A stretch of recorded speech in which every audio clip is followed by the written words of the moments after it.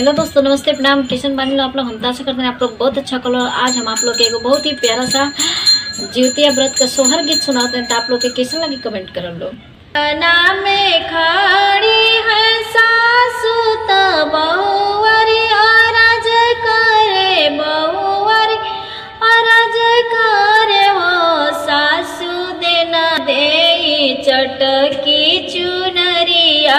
हमहु जितिया भूख भी हमहु व्रत करबी हो।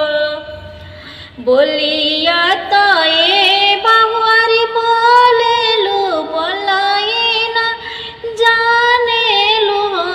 बहुवरी तू तो हऊ नन्हे के बजनिया, कैसे जितिया करबू, कैसे व्रत करबू हो।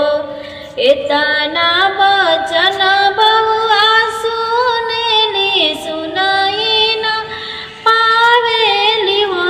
सखिया था के लिली तिला चौरा, जित बहन के मनावेली हो।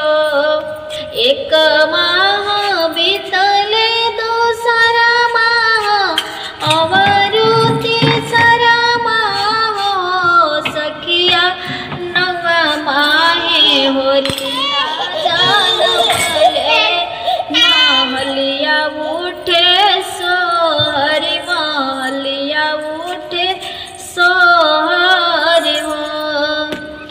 12 मासे जीवतिया आइली तिरिया व्रत करे हो। सखिया सासू ले आवेली चुनरिया, सागर वाले